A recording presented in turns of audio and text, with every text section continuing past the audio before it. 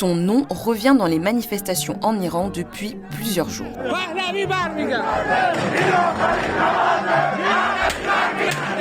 Reza Pahlavi, 65 ans, est le fils aîné de l'ancien Shah d'Iran. Exilé depuis près d'un demi-siècle aux États-Unis, il est désormais l'une des figures de l'opposition en Iran et rêve de revenir en homme providentiel. Très actif sur les réseaux sociaux, il salue chaque jour la mobilisation des manifestants et appelle les Iraniens à protester contre le régime en place. هدف ما دیگر صرفاً آمدن به خیابان نیست. هدف آمادگی برای تسخیر مراکز شهرها و حفظ آنهاست. Cela fait déjà un bon moment que Reza Pahlavi prépare son retour. Le fils du Shah a quitté le pays en 1978, à l'âge de 18 ans, pour une formation de pilote de l'air. Mais quelques mois plus tard, son père est renversé lors de la révolution iranienne et doit quitter le pays.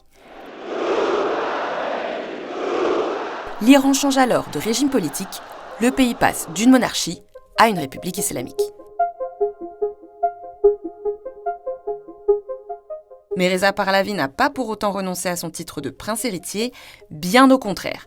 À chaque fois que le régime des mollahs est fragilisé par une crise, il se rappelle aux bons souvenirs des Iraniens.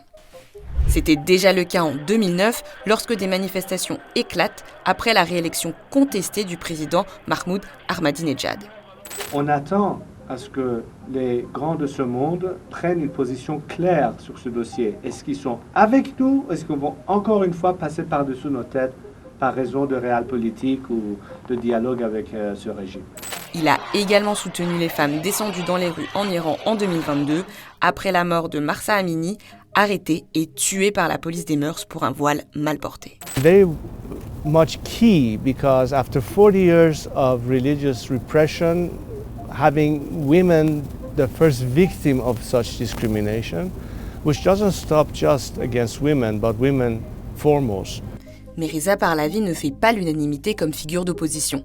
Et pour cause, il n'a jamais condamné les crimes de son père, un dictateur qui faisait régner la terreur avec la SAVAK, la police secrète du régime, qui torturait et exécutait les opposants.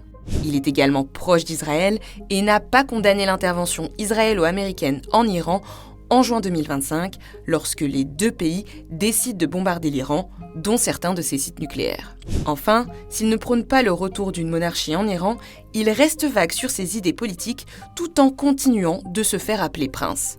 Une manière de capitaliser sur une potentielle nostalgie de l'ère ayant précédé la République islamique.